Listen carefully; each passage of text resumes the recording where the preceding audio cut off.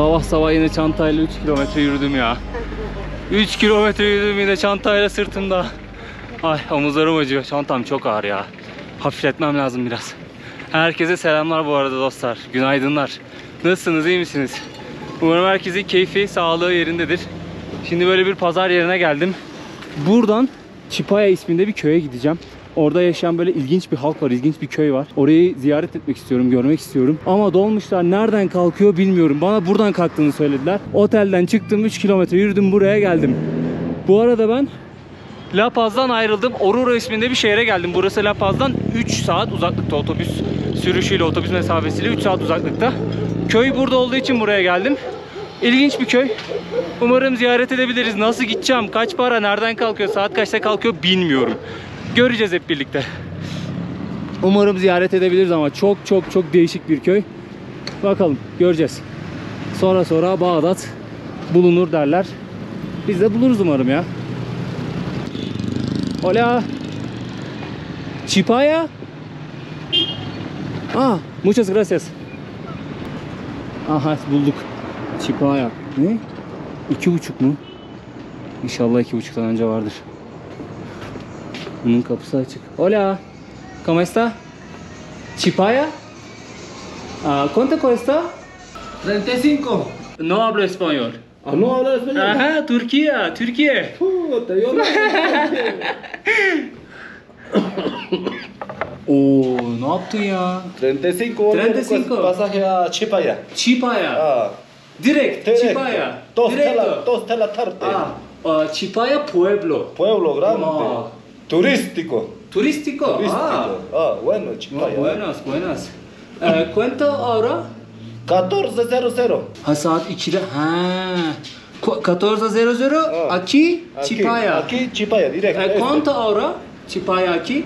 3 3 horas. euro. 3 horas. Oo, ne yaptın ya? 14:00. Okey. Sí. Gracias. Listo. Geleceğim. Olur. Aha. Ticket now. Tamam, geleceğim. Tamam. Gracias. Ya çok ağır bu, çok ağır. Evet, bulduk dostlar, bu servis. Şurada yazdığı gibi. Burada 2,5 yazıyor gerçi ama bak 2'de kalkıyormuş, burada yazıyormuş. 2'de kalkıyormuş servis. 35 Bolivianos. Öyle ilk başta biraz düşündüm, pahalı söylüyor gibi geldi. Ama şöyle bir düşündüm de normal ya abi, çünkü biraz mahrumiyet bölgesine gidiyoruz. Gideceğiz daha doğrusu. Olsun, o halkı görmek için 35 Bolivianos'uma kıyarım. Ben orayı turistik olarak bilmiyordum. Dayı turistiko dedi. Gerçi dur. Dün şansa ben araştırırken köyü bir tane belgesel buldum. TRT belgesel. O halkın şeyini yapmış işte, belgeselini yapmış. İşin komik tarafı da ben o belgeseli bizimkilerle, ailemle izlemiştim daha önceden. Neydi? Zanzibar'la Bolivya'yı birleştirip bir belgesel yapmışlar. Ben onu izlemiştim. Dün fark ettim. Bak, önceden izlediğim bir belgesel, yine orayı ziyarete gidiyorum yani, güzel bir tesadüf. Neyse, bir kahvaltı yapalım. Sonra yiyecek bir şeyler bulalım kendimize. Gidip böyle bir gün en kötü kalmak istiyorum orada yani. Eğer o halk içinde bir problem, bir sakınca yoksa. Kamera. ¿Por qué estás filmando? Filma. Para YouTube. Para mandar. Para YouTube. Türkiye. ¿De Turquía eres? Buen provecho. ¿A la frontera de Chile? Chipaya. ¿A Chipaya? Chipaya.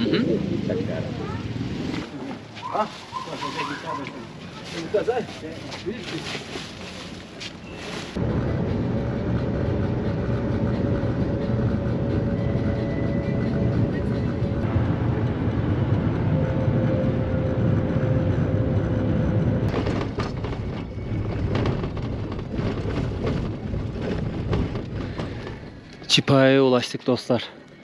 Baksanıza ya. Böyle bir yere geldik. Burası köyün meydanı. Ama nasıl bir yerde olduğumuzu şimdi size göstermek istiyorum. Ciddi anlamda mahrumiyet bölgesine geldik. Yani öyle yollardan geçtik ki var ya, anlatamam size yani, hiçbir şey yok. Hiçbir şey yok. Benim İran Makunik videosunu izleyen dostlar bilirler. Makunik de tam böyle Afganistan sınırına yakın bir yerdeydi. Böyle mahrumiyet bölgesindeydi. Burası da öyle bir yerde. Ama mesela bunun bir köy merkezi var. Oradaki abi haklıymış yani, bana var market var, restoran var vesaire var, merak etme demişti. Ama haritada hiçbir şey gözükmüyordu. Ben biraz şüpheyle yaklaşmıştım. Yani izlediğim bir belgeselde, internette araştırdığım kadarıyla böyle bir yer olduğunu hiç görmemiştim. Belki de bana denk gelmedi, bilmiyorum. Ama market falan gördüm. 3 saat sürdü yol bu arada. Oruro''dan buraya 3 saatte geliyor. Çünkü tam bir mahrumiyet bölgesi ya. Bakın size göstereceğim nerede olduğumuzu. Şu yolun ilerisine çıkmam lazım.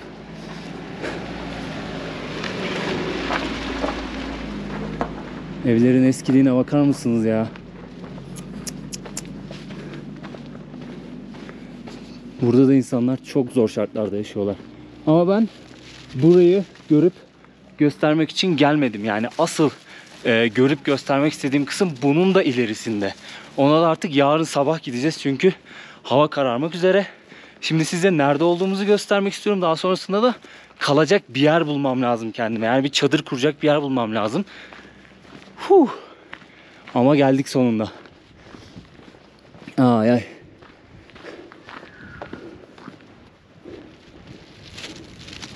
Şu güneşin battığı tarafı görüyorsunuz değil mi? Biz o taraftan geldik. Şöyle yolu takip ettik. Köyün merkezi de hemen burada kalıyor. Ama asıl Çipaya insanları hemen şu karşıdaki arazilerde yaşıyorlar. Ben buradan çok fazla şey görebiliyorum böyle. Bu Çipayalar topraktan kopardıkları ve çapaya diyorlar sanırım ona. Notlarımı kontrol etmem lazım, yanlış söylemek istemiyorum. Ondan kendilerine ev yapıyorlar, tamam mı? Oralarda yaşıyorlar. Hayvanlarını oralarda işte otlatmaya çalışıyorlar. Ekinlerini oraya ekmeye çalışıyorlar. Yarın oraya gideceğim. Şu an güneş batmak üzere. Kendime kalacak bir yer, yani çadır kurmam lazım. O yüzden o kısma gidemiyorum. Sadece şu an nerede olduğumuzu, nasıl bir hiçliğin ortasında olduğumuzu göstermek istedim. Yani şu alabildiğine bomboş. Sadece burada köy var. Alabildiğine bomboş arazi. Ant Dağları'nın çevresinde bir yer burası. Yani burayı araştırırken aklıma ilk Makunik geldi. Ben seviyorum böyle mahrumiyet bölgelerini, burada yaşayan insanların hikayelerini vesaire. O yüzden gelip sizlere de göstermek istedim. Ben de görmek istedim, anlatmak istedim. Öğrenmek ve aktarmak istedim.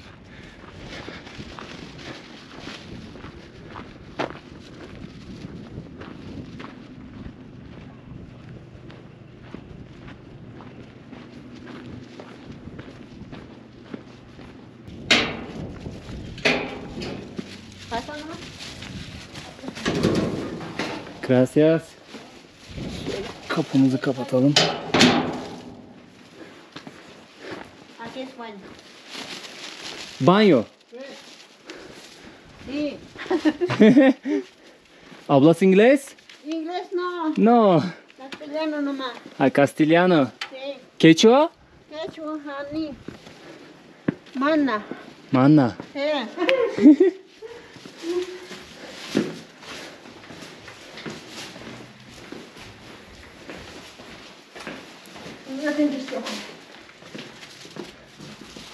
Ahí sí sería. Aquí. Sí. Gracias, muchas gracias. Oo, burası iyiymiş ya. La vestido. Şunu çantayı çıkarayım şöyle. Kalacak bir yer buldum dostlar. Çadır kurmama gerek kalmayacak. Dedim buradaki halk da kazansın. Zaten çok pahalı da değil. 25 bolivianos vereceğim. Bu teyze sağ olsun bu odayı bana veriyor. Yani bu yatağı bana veriyor. Muchas gracias. Nombre? Hilaria me llamo. Ilaria. Sí. Burak. A Burak. Burak, Türkiye. Mucho gusto. Mucho gusto. Bu gece kalacağım ev burası dostlar. Vallahi iyi bir şans oldu. Güzel oldu yani. Çadır kurmak zorunda kalmadım. Hem buradaki halkı da ufak da olsa desteklemiş olacağım. Burası da köyün meydanı. Aha, tam da meydandayım. Servis sizi buraya bırakıyor. Buradan alıyor. Yani ola ki içinizden biri gelirse buraya, bilsin yani. Burada kalacak bir yer var. Restoran var. Market var. Her şey var. O yüzden gönlünüz rahat olsun. Şöyle gün tam batmadan birazcık dolaşayım istedim ya. Hemen kendimi odaya tıkmak istemedim.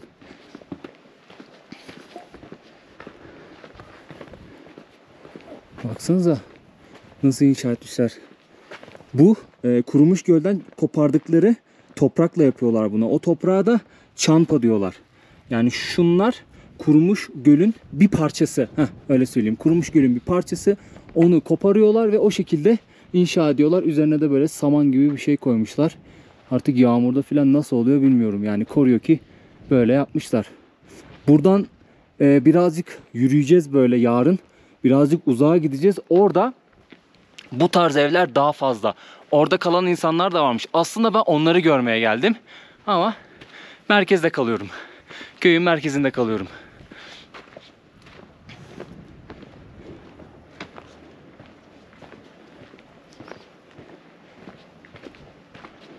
Bu çampa dediğim kurumuş toprak parçası da bu işte arkadaşlar. Bunları aynı şey gibi ya. Bizde de böyle mesela tezekten bir şeyler inşa ederler ya. Eskiler daha çok yapardı. Hala köy alanlarında yapan muhakkak vardır. Onun gibi işte. Bakın böyle inşa etmişler.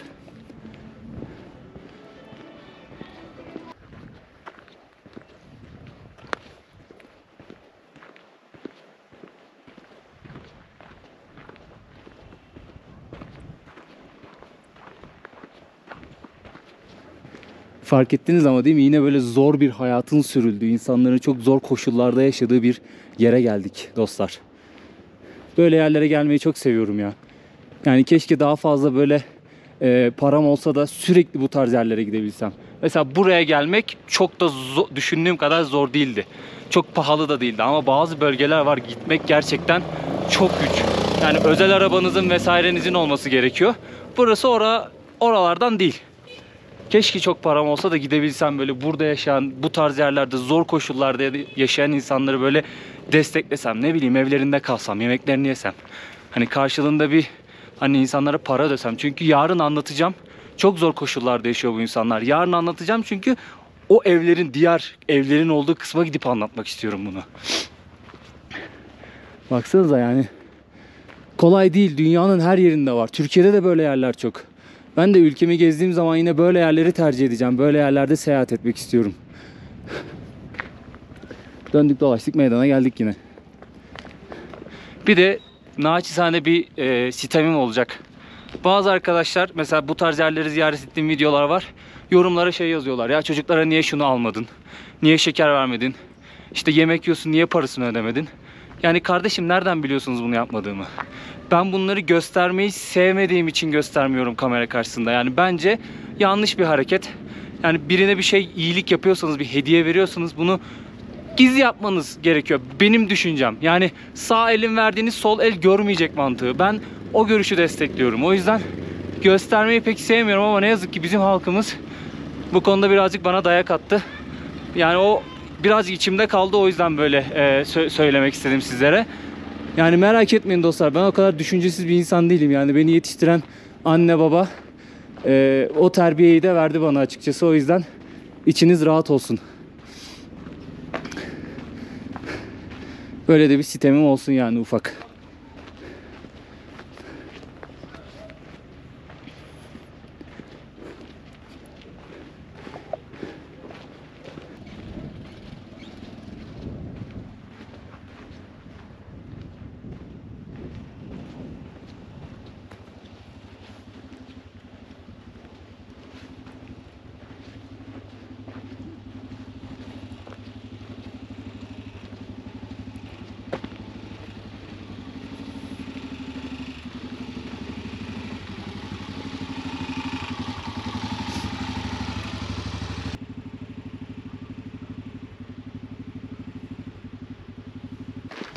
Nombre?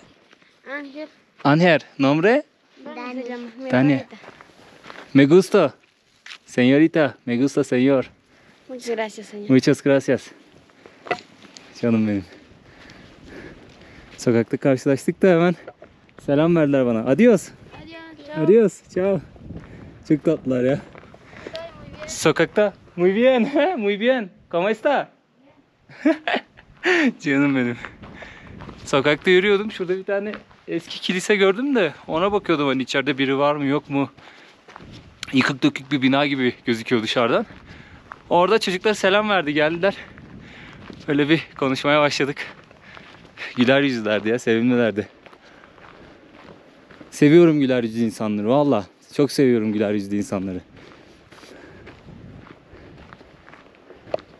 Şu karşıda lamalar var. Oraya doğru gidiyorum şimdi. Şöyle bir manzarayı size göstereyim gün batıyorken. Yaklaşabilirsem yaklaşmak istiyorum lamaya. Kaçacaklarını düşünüyorum ama bakalım.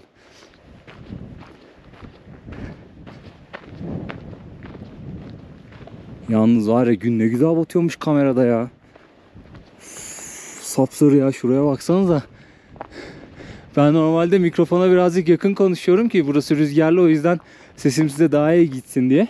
Bu arada güzel bir haber vermek istiyorum hazır böyle konuşma açılmışken, söz açılmışken. Biliyorsunuz ben ölüm yolunda düşmüştüm. Kameram göğsümde parçalandı. Parçalanmadı da aparat parçalandı. Kamerada bayağı bir hasar aldı. Çekim konusunda bazen sıkıntılar yaratıyordu. Bir de biliyorsunuz ses kalitesi çok kötüydü mikrofonum olmadığı için. Ben de biriktirdiğim bir para vardı. Onu Peru için saklıyordum ben. Ama baktım yani çekim kalitesi gitgide bozulacak gibi.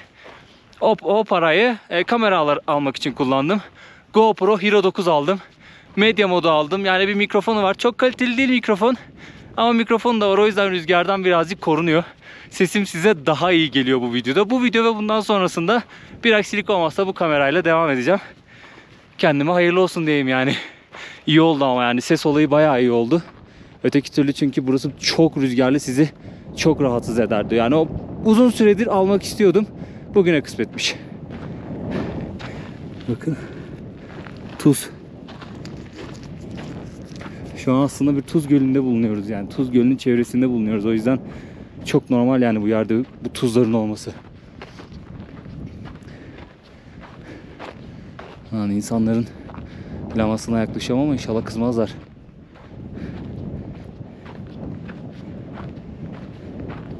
Baksanıza şuraya. Tam bir hiçlik, yemin ediyorum ya. Belki kamerada gözükmüyor ama yarın ziyaret edeceğimiz o evlerin o kubbelerini görebiliyorum ben. Bayağı varmış yani, tahmin ettiğimden daha da çok varmış. Lan sizi yerim. Yani mecazen yerim. Çok tatlısınız. Yaklaşsam kaçar mı, saldırır mı? Hola.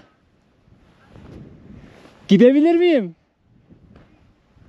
Gracias. İzin alayım da. Ya bak, kaçıyorlar hayvanlar tabii, korkuyorlar.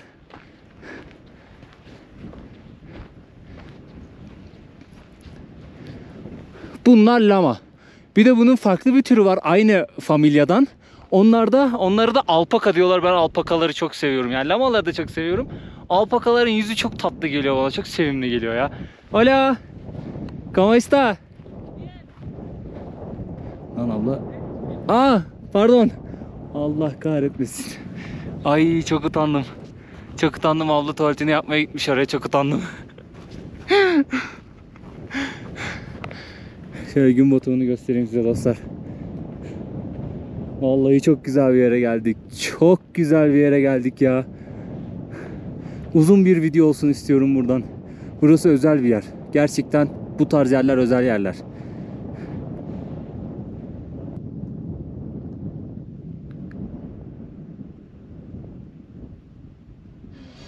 Buenos dias. Gel buraya gel, kaçma, nereye kaçıyorsun?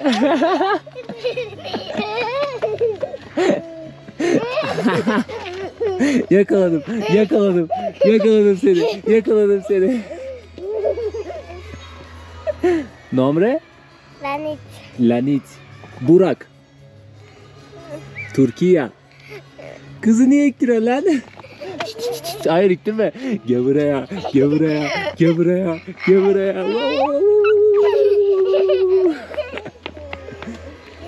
Gel tanışalım, gel. Oyun yapıyor ya, çakala bak. Gel buraya gel. Yakalarım seni.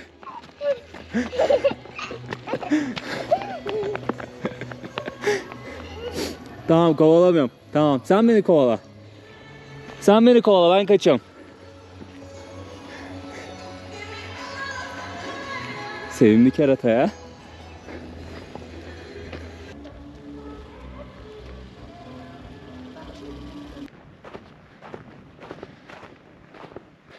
Günaydın dostlar. Köyün merkezinden birazcık uzaklaştım. Hemen arka tarafta kaldı köy. Size bu geleneksel evleri, geleneksel yaşantıyı gösterip birkaç bir şey anlatmak istiyorum. O yüzden bu tarafa doğru geldim. Birazcık uzaklaştım. Belki birileriyle karşılaşırız burada. Bilmiyorum. Birazcık ıssız gözüküyor. Sadece böyle bir sürü küçükbaş hayvan var. Başka bir yaşam belirtisi yok. Bakalım, şans artık. Oo, bayağı da var ha küçükbaş hayvan. Önce sizlere bulunduğum konumdan bahsetmek istiyorum. Şu karşı taraf, karşı dağları görüyorsunuz değil mi? Onun arkası Şili sınırı. Uruçipay halkı Şili sınırına oldukça yakın bir mesafede yaşıyor. Hemen şu taraf geldiğimiz yön, dün geldiğimiz yön. Burası Oruro şehrine gidiyor ve Bolivya'nın iç kısımlarına doğru gidiyor.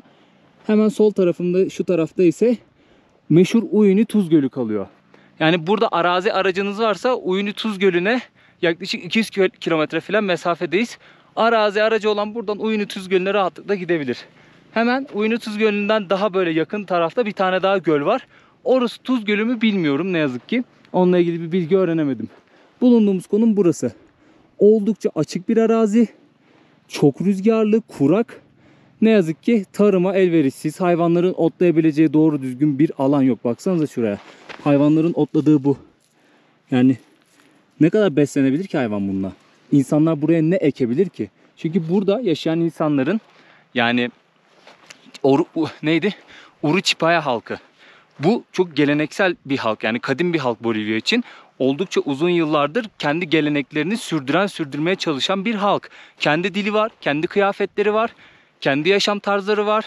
Geleneklerini sürdürüyorlar. Böyle bir halk ve bu halk tarımla geçiniyor, hayvancılıkla geçiniyor. Yani düşünsenize, tarım ve hayvancılık yapıyorsunuz. Yaşadığınız yere bakın. Kupkuru. Buraya ne ekebilirsin? Burada hayvan, kendi beslediğiniz hayvan ne yiyebilir? Bakın işte hayvanlar otluyor burada. Ne kadar besin alabilir ki? Şimdi Makunik'le kıyaslamıştım burayı. Hakikaten öyle. Burası mahrumiyet bölgesi, Makunik gibi. Gelişi zor, gidişi zor. Ama tabii günümüzde biraz daha kolay bu işler. Yani her gün buraya gelip giden bir araç var. Ama yine de buranın asıl geçim kaynağı tarım ve hayvancılık. Ama ne yazık ki buraya ekebilecekleri şey sayısı sınırlı. Mesela Makunik'te hünnap ekiyorlardı. O verimsiz topraklarda belli başlı şeyler yetişiyordu. Bunların en başında hünnap geliyordu. Biz hatta Makunik'i ziyaret ettiğimde bir tane amca evine davet etmişti bizi, Uğur'la birlikte. Hünnapla çay ikram etmişti. Böyle kıtır kıtır yemiştik hünnapı. Ben orada ilk defa tanışmıştım hünnapla. Böyle bizim iğdeye benziyor ama biraz daha sert. Burada da kinoa ekiyorlarmış. Oranın besin kaynağı, mesela ana besin kaynağı hünnaptı Makunik'in. Buranın da kinoaymış. Kinoa nasıl bir şey ne yazık ki bilmiyorum. Ama ana besin kaynağı oymuş. İnsanlar onu ekiyormuş, onu işliyormuş ve onunla besleniyormuş. Ve tabii hayvancılık var. Bu hayvanlardan da etinden, sütünden yararlanıyorlardır diye düşünüyorum.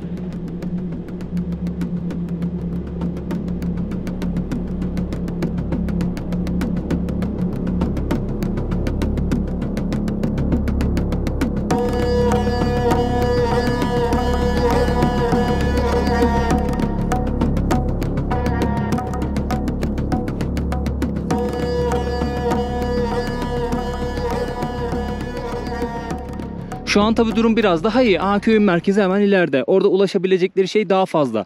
Kaldıkları evler daha korunaklı. Daha güzel besinlere ulaşabiliyorlar ama eskiden öyle değilmiş. İmkan kısıtlıymış eskiden. Burası göl bölgesi dostlar. Ya şu an kurak olduğuna bakmayın. Kurak bir mevsimdeyiz şu an.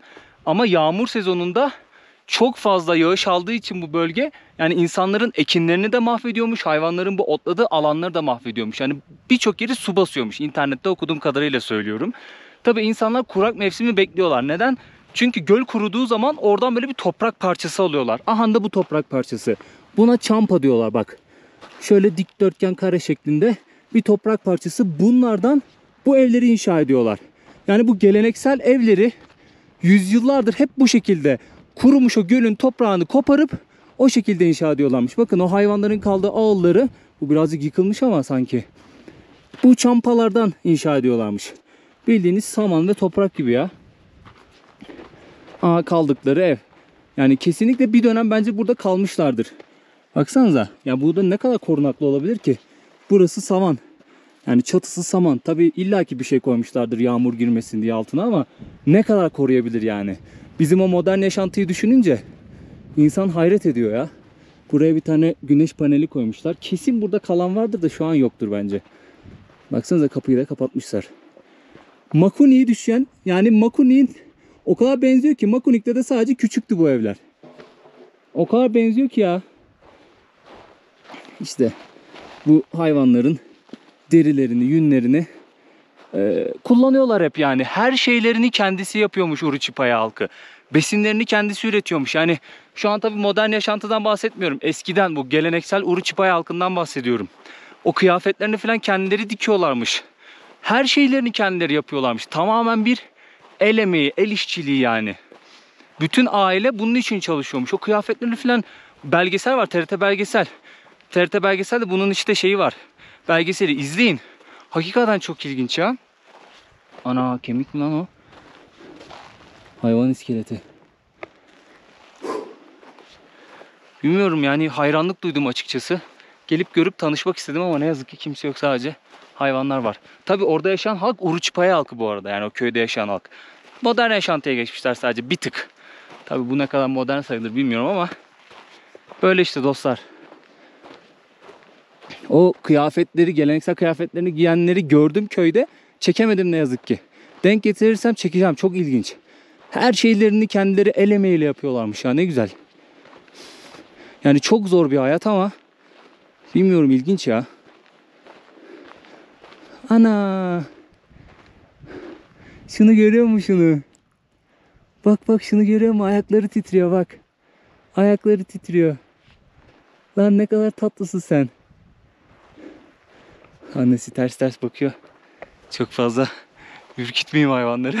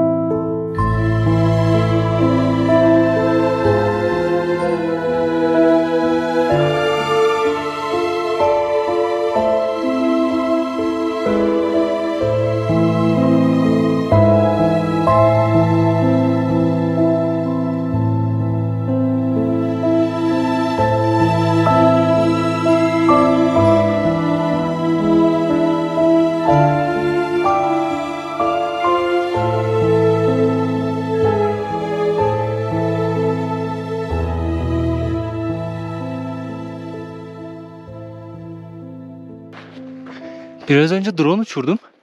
Burada bir kişi gördüm zannettim. Kalktım hemen geldim buraya, belki buralardaysa tanışırız ya. Bir de bunun böyle birazcık ilerisinde bembeyaz bir alan gördüm. Yani ya göl ya tuz gölü bilmiyorum. Öyle bir alan gördüm. Gelmek istedim buraya. Daha da uzaklaştım köyün merkezinden.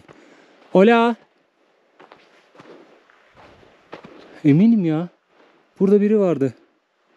Ha bak, bisiklet var. Abi evlerde şey var, güneş paneli falan var. Kesin kullanıyorlar yani buraları.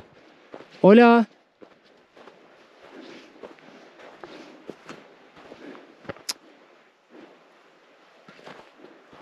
Allah Allah, çok ilginç. Halüsinasyon mu gördüm acaba? Bayağı fazla var. Şu karşıda da devam ediyor. Bir sürü hayvanlar da var. Yani belki de kilometrelerce devam ediyor. Neyse. Şu ileride şeyi gördüm ya, Tuz Gölü gibi bir yer gördüm. Ya buranın verimsiz olmasının sebeplerinden birinin o Tuz Gölü'ndeki, yani internette de böyle yazıyordu. Ben çok emin olamadığım için kesin konuşmak istemiyorum. Yani Tuz Gölü'ndeki tuzların bu topraklara rüzgarla taşınmasıyla bu topraklar verimsizleşiyormuş. O yüzden verimsizmiş bu topraklar. Bir de sert rüzgar. Burası 3700 metre dostlar. Yani biz bayağı bir yüksekteyiz. Rakım olarak da çok yüksek. O yüzden sert rüzgarlar da var burada. Bu toprakların verimsiz olmasının ana sebebi bu ikisiymiş. İnternette okuduğum kadarıyla söylüyorum. Belgeselde izlediğim kadarıyla söylüyorum. Yani şey yazıyordu bir tane makalede. Yılın 4 ayı çok sert rüzgar esiyormuş. Böyle baya sert rüzgar esiyormuş. O yüzden buradaki insanlar işte korunmak için bu tarz böyle huni tipi evler yapmışlar. Artık nasıl korunuyorlar bilmiyorum. Çok ilginç ama yani bir drone uçurdum, bir etrafa baktım böyle. Hakikaten çok ilginç. Keşke birileri olsa da tanışsak ya. Şansımıza işte kimse yok. Unutmadan şimdi aklıma geldi, bir şey daha söyleyeceğim.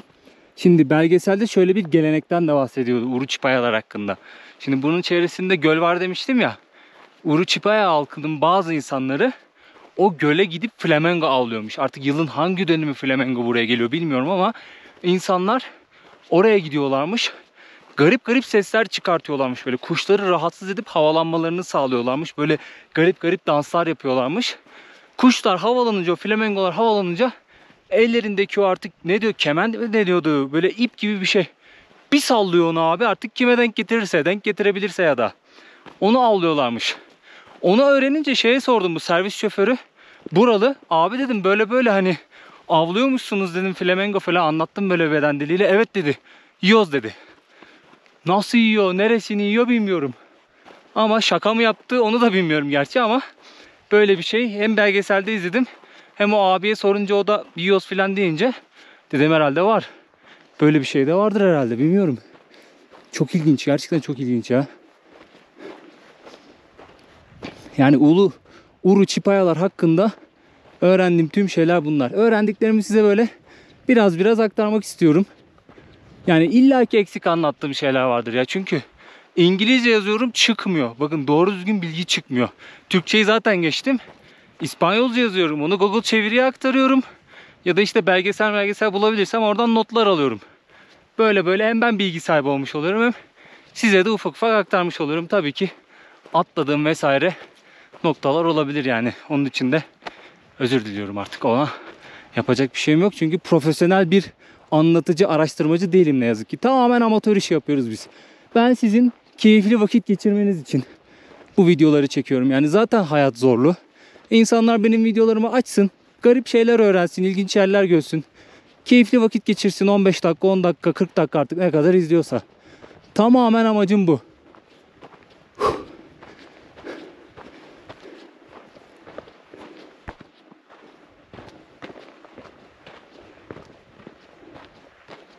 Hola. Kapatmışlar çampalarla şeyin ağzını, evin ağzını. Hola.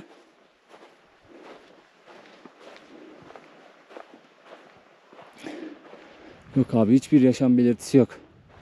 Neyse. Buydu dostlar. Gördüğünüz gibi alabildiğine açık arazi.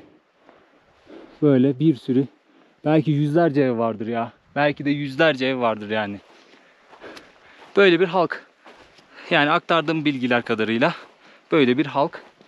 Bir şehir merkezine, köy merkezine dönelim yani. Orada belki insanlarla tanışırız, bilmiyorum. Çok fazla insan da görmedim bu arada köy merkezinde. Şans artık.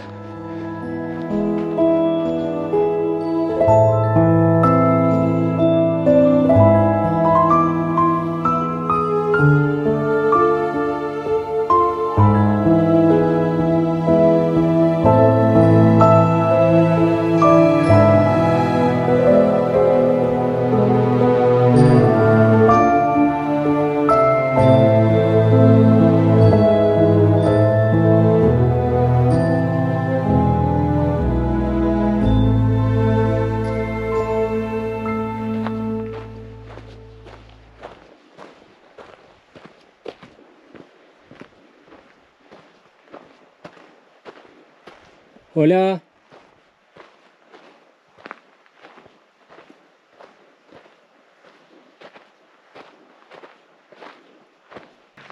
Hola.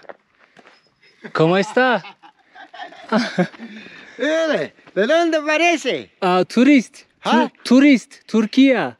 ¿De dónde? Turquía. ¿Uncia? Turquía. Turquía. Ajá. De Turquía. Turist. Geziyorum. Viajar. Oh, dame paz para mi almuerzo. Me vas a sacar foto, un recuerdo vas a llevar. Filme alıyorum seni. Ay, El salla. Amcam benim. Nombre? Martiriano López Condori. Martiniano López Condori. Mucho gusto. Muchas Mucho saludos. gusto, ¿Y usted? señor. ¿Usted? Burak. ¿Ah? Burak. Bulak. Burak. Ajá. Brukak.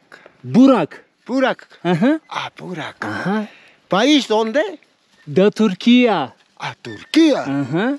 Oh. Bu ne güzelmiş kıyafetim Este arkadaşlar. para invierno. Yine Uru Çipai tradisyonel. Sí, Chipaya. Dostlar bu Uru Çipai 6000 halkının años. geleneksel kıyafeti. Bunu arıyordum size 6000 göstermek için. años, 500 años de resistencia en Resistencia. Sudamérica.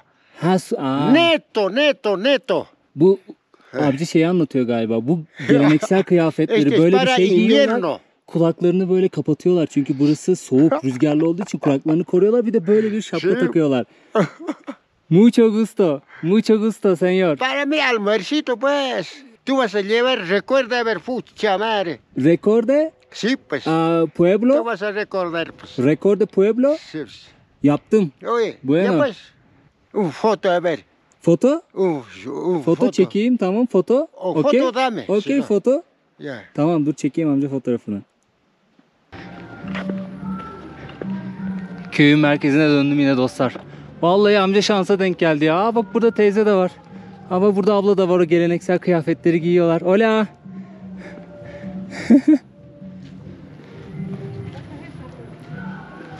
Hola. Bu geleneksel kıyafetlere bakın dostlar. Kadınlar bir de böyle saçlarını burada örgü yapıyormuş. Yani örgü yaptıkları zaman daha güzel olduklarını düşünüyorlarmış. Böyle bir gelenek var. Kıyafetleri çok ilginç. Tamamen bu rüzgardan korunmaya yönelik kıyafetler. Bir de bunları bu kullandıkları hayvanların derilerinden yapıyorlarmış. Kendileri yapıyorlarmış. Yani Uru Çipaya halkı bu kıyafetleri, yemekleri vesaireleri, ekim, biçim, hayvancılık her şeyi kendi yapıyormuş. Vallahi dostlar söyleyeceklerim bu kadardı. Bayağı bir dolandım orada. Bir Allah'ın kulunu bulamadım. Burada köyün merkezinde şansa denk geldi. Burada da çok insan yok ha. Çok az insan var. Yani nüfusunu da bilmiyorum buranın. Böyleydi yani. Anlatmak istediklerim, göstermek istediklerim bunlardı. Gösterdiğim ve anlattığım için mutluyum açıkçası. Vallahi buradan sonra ne yapacağım bilmiyorum. Bir yemek yemem lazım. Karnım aç. Hola. Comida? Allá hay. De. Sí, sí, sí. Bu tradisyonel. No. De Çipaya tradisyonel. No. Utandı abla. Gracias, gracias. Agua? Tampoco no hay agua. Agua? Agua sí a término. Termino? Yok mu? Gracias. Abla utandı biraz ya. Uru. Uru Çipaya. Tradisyonel ropa. Ropa, Tradisyonel ropa. ropa. Aa, De lana, llama. lama. Ha, İşte lamadan lama. yapıyorlarmış. Llama café. Bu bu Cuña. Protección del sol. rüzgardan koruyor. Muchas gracias. Ya listo, chao. Muchas gracias. Chao.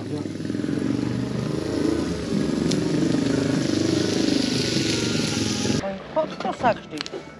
Film ¿Por qué estás sacando foto? para Türkiye. No. pues. Yemeği çekiyorum, yemeği. Primero tiene que comer. Teyze. Bir tane vereceğim mi teyze? Bu teyze de yemek yemeye geldim. Şöyle sopa de mani yapmış galiba. Bildiğimiz bir şey yiyelim. 10 bolivianos. Sí. 10 bolivianos dedi. Oh. Oh, listo.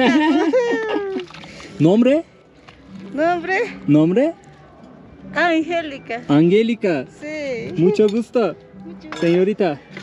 Señora. Señora. Aa tamam. Señora.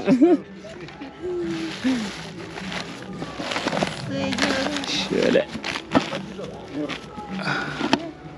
Amcanın yanına gideyim. Hola, señor. Sí, sí, sí. Daha ilk defa yemek yiyorum dostlar. Bir sabah şekerleme atmıştım ağzıma. Bir de birkaç yudum su içmiştim. Onun dışında hiçbir şey yiyip içmedim. Yaklaşık 4 saattir de yürüyorum. Aquí siéntate. Aquí. Muchas gracias. Muchas gracias. Tabure verdi teyze.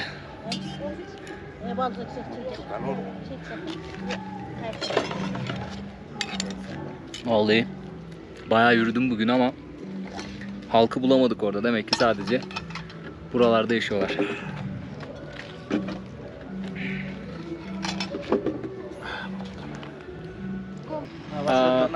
Aquí Oruro. Bugün var mı? ¿Cuánto ahora? 3 horas. Tres. No. Aquí? ¿Cuánto? Nasıl söyleyeceğim onu ya?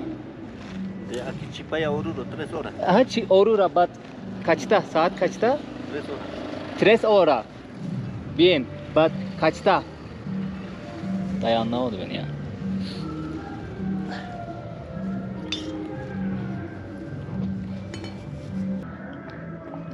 Gracias. Gracias. Teyze böyle bir şey ikram etti. Bakalım tadına. Meyve suyu. Sí. Me gusta. Sí, Me sí. gusta. Rico. Rico, ¿no? Cocidos, canelas. Canele? Ajá. Aa. Muchas gracias. ¿Quieres más? No, good. Gracias. Gracias. Ya.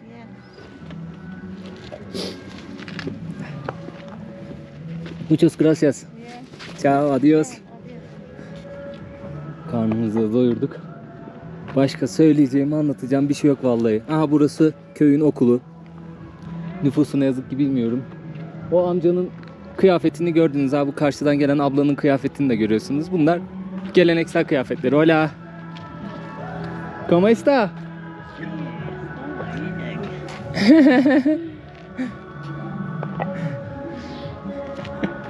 Ya şeyler ha, yani selam veriyorlar ama kamerayı görünce de utanıyorlar yani. İki türlü. Kamera olmasa güzel. Konuşuyorlar böyle, geliyorlar, selam veriyorlar, konuşuyorlar.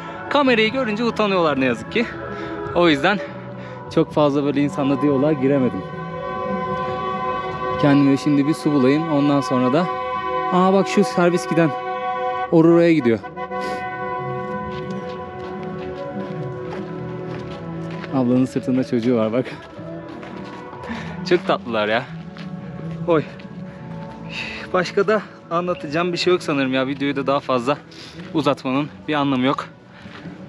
Uruçipaya halkı burada yaşıyor. Gelenekleri bunlar, yaşama stilleri bu. Merhaba, hola. Daha fazla bunun üzerine söyleyecek ne yazık ki bir şeyim yok. Gösterecek bir şey de yok. Çok az insan var köyde. İletişime geçmeye çalıştıklarımda kamerayı görünce utandıkları için, gittikleri için çok fazla muhabbet edemedim. İzlediğiniz için çok teşekkür ederim. Ben buradan artık başka bir yere gideceğim. Onun planını yapmam lazım. Artık bir sonraki videoda nerede olurum bilmiyorum. Orada görüşürüz. Kendinize çok iyi bakın. Beğeni atmayı, abone olmayı ve yorum atmayı unutmayın. Adios.